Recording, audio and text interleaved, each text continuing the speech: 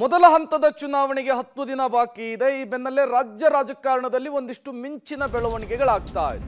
ಕೊಪ್ಪಳದ ಬಿಜೆಪಿ ಹಾಲಿ ಸಂಸದ ಕರಡಿ ಸಂಗಣ್ಣ ಕಾಂಗ್ರೆಸ್ ಸೇರ್ಪಡೆ ಬಹುತೇಕ ಫಿಕ್ಸ್ ಆಗಿದೆ. ನಾಳೆ ಬೆಂಗಳೂರಿನಲ್ಲಿ ಕಾಂಗ್ರೆಸ್ ಸೇರಲಿದ್ದಾರೆ ಕರಡಿ ಸಂಗಣ್ಣ. ಸಿಎಂ ಡಿಸಿಎಂ ಜೊತೆಗೆ ಮಾತುಕತೆಯನ್ನು ನಡೆಸಿದ್ದಾರೆ ಕರಡಿ ಸಂಗಣ್ಣ ಅನ್ನೋದು ಗೊತ್ತಾಗ್ತಾ ಇದೆ. ಕರಡಿ ಸಂಗಣ್ಣ ಮನೆಗೆ ಭೇಟಿ ಕೊಟ್ಟಿದ್ರು, ಮಾತುಕತೆಯನ್ನು ನಡೆಸಿದ್ರು ಸವದಿ ಅವರು. ಬೆಂಗಳೂರಿಗೆ ಹೋಗ್ತೇನೆ ಅಂತೇಳಿ ಕರಡಿ ಸಂಗಣ್ಣ ಅವರು ತಿಳಿಸಿದ್ದಾರೆ. ಕೊಪ್ಪಳದ ಬಿಜೆಪಿ ಟಿಕೆಟ್ ನೀಡದೇ ಇರೋದಕ್ಕೆ ಅಸಮಾಧಾನಗೊಂಡಿದ್ದಾರೆ ಸಂಗಣ್ಣನವರು. ಕರಡಿ ಸಂಗಣ್ಣ ನಿವಾಸಕ್ಕೆ ಕಾಂಗ್ರೆಸ್ ಅಭ್ಯರ್ಥಿ ರಾಜಶೇಖರ್ ಹಿಟ್ನಾಳ್ ಕೂಡ ಭೇಟಿ ಕೊಟ್ಟಿದ್ದಾರೆ. ಕೊಪ್ಪಳದ ಬಿಜೆಪಿಯ ಹಾಲಿ ಸಂಸದ ಕರಡಿ ಸಂಗಣ್ಣ ಅವರಿಗೆ ಈ ಮೂಲಕ ಬಿಜೆಪಿಯಲ್ಲಿ ಟಿಕೆಟ್ ಸಿಗದೇ ಇರುವ ಕಾರಣಕ್ಕೆ ಕಾಂಗ್ರೆಸ್ ಸೇರ್ಪಡೆ ಬಹುತೇಕ ಫಿಕ್ಸ್ ಅಂತ ಹೇಳಲಾಗ್ತಾ ಇದೆ. ಬಸವರಾಜ್ ಕ್ಯಾವಠನವರಿಗೆ ಈ ಬಾರಿಯಲ್ಲಿ ಟಿಕೆಟ್ ಅನ್ನು ಕೊಟ್ಟಿರುವಂತಹದ್ದು ಹೊಸ ಮುಖ. ನಿರಂತರವಾಗಿ ಗೆದ್ಕೊಂಡು ಬರ್ತಾ ಇದ್ರು. ಈ ಬಾರಿ ಹ್ಯಾಟ್ರಿಕ್ ಗೆಲುವಿನ ನಿರೀಕ್ಷೆಯಲ್ಲೂ ಕೂಡ ಇದ್ರು ಕರಡಿ ಸಂಗಣ್ಣ ಅವರು. ಬಟ್ ಟಿಕೆಟ್ ಸಿಗಲಿಲ್ಲ. ಸಹಜವಾಗಿಯೇ ಅಸಮಾಧಾನ ಇತ್ತು.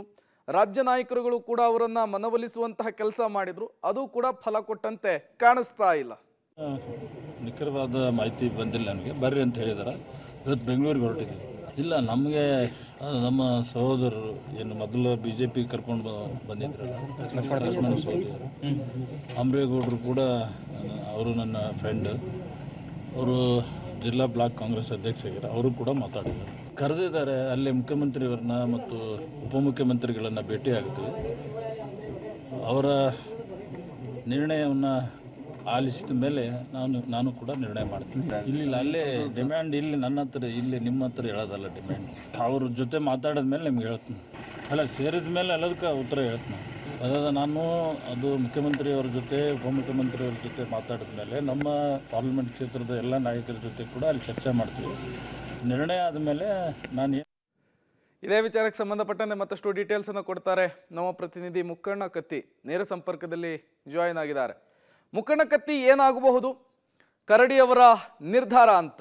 ನಿನ್ನೆ ಲಕ್ಷ್ಮಣ್ ಸವದಿ ಬಂದಿದ್ರು, ಭೇಟಿ ಆದ್ರು. ಅದಾದ ಮೇಲೆ ಬಿಜೆಪಿಯ ವರಿಷ್ಠರ ಮುಂದೆ ಒಂದು ರಾಜಕೀಯ ಸ್ಥಾನಮಾನವನ್ನು ಕೊಡುವಂತಹ ಬೇಡಿಕೆ ಕೂಡ ಇಟ್ಟಿದ್ರು. ಈ ಎಲ್ಲ ಬೆಳವಣಿಗೆಗಳ ನಡುವೆ ಸಂಗಣ್ಣ ಕರಡಿ ಕಾಂಗ್ರೆಸ್ ಸೇರ್ಪಡೆ ಆಗ್ತಾರಾ ಅಂತ?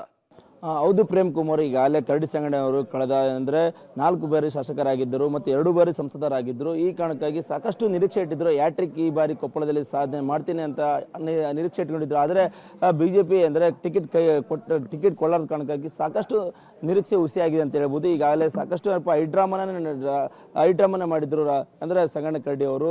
ಯಾಕಂದರೆ ಅವರು ಹೇಳ್ತಾ ಇದ್ರು ನಮ್ಗೆ ಸಿಗ್ತೈತೆ ಟಿಕೆಟ್ ಅನ್ನೋ ಕಾರಣಕ್ಕಾಗಿ ಬಸವರಾಜ್ ಕ್ಯಾವಟರಿಗೆ ಕೊಟ್ಟಿರೋದಕ್ಕೆ ವಿರೋಧ ವ್ಯಕ್ತಪಡಿಸಿದ್ರು. ಸಾಕಷ್ಟು ಏನಪ್ಪ ಅಂದರೆ ಬೆಂಬಲಿಗರು ಸಹ ವಿರೋಧ ವ್ಯಕ್ತಪಡಿಸಿದ್ರು ಮತ್ತು BJP ಕಚೇರಿ ಸಹ ಅಂದರೆ ಧ್ವಂಸ ಮಾಡುವಂಥ ಗಲಾಟೆ ಮಾಡಿದ್ರು. ಇವೆಲ್ಲ ಸಾಕಷ್ಟು ಐಡ್ರಾಮ್ ನಡೆದು ಸಹ ರಾಜ್ಯದ ಹೈಕಮಾಂಡ್ ಆಗಿರುವಂಥ ಮತ್ತು ಯಡಿಯೂರಪ್ಪ ಆಗಿರ್ಬೋದು, ವಿಜೇಂದ್ರ ಸಹ ಕರೆಸಿಕೊಂಡು ಇವರಿಗೆ ಮಾತುಕತೆ ಮಾಡಿ ಸಮಾಧಾನ ಮಾಡಿ ಮತ್ತು ಇವರಿಗೆ ಡಿಮ್ಯಾಂಡ್ ಇಟ್ಟಿದ್ರು ಸಂಗಣ್ಣ ಕರಡಿ ಅವರು. ಏನಂದರೆ ರಾಜ್ಯಸಭೆ ಸದಸ್ಯರಾಗಿರ್ಬೋದು ಕೊಡಬೇಕು, ಇಲ್ಲಾಂದ್ರೆ ವಿಧಾನಸಭೆಗೆ ಆದರೂ ನಮಗೆ ಕಳಿಸ್ಕೊಡ್ಬೇಕಂತೇಳಿ ಅವರು ಇಟ್ಟಿದ್ರು. ಆದರೆ ಯಾವುದೇ ರೀತಿ BJP ಹೈಕಮಾಂಡ್ ಆಗಿರ್ಬೋದು ಮತ್ತು ಕೇಂದ್ರ ಹೈಕಮಾಂಡ್ ಯಾವುದೇ ರೀತಿ ಸೊಪ್ಪು ಹಾಕ್ಲಾದ ಕಾರಣಕ್ಕಾಗಿ ಇವರು ಕಾಂಗ್ರೆಸ್ ಕದ ತಟ್ಟಿದ್ದಾರೆ ಅಂತ ಹೇಳ್ಬೋದು. ಇವತ್ತು ಕಳೆದ ದಿನ ನಿನ್ನೆ ಶಾಸಕ ಲಕ್ಷ್ಮಣ ಸವದಿ ಸರ್ ಅವ್ರ ಮನೆಗೆ ಭೇಟಿ ನೀಡಿ ಈಗಾಗಲೇ ಮಾತುಕತೆ ನಡೆಸಿದ್ದಾರೆ.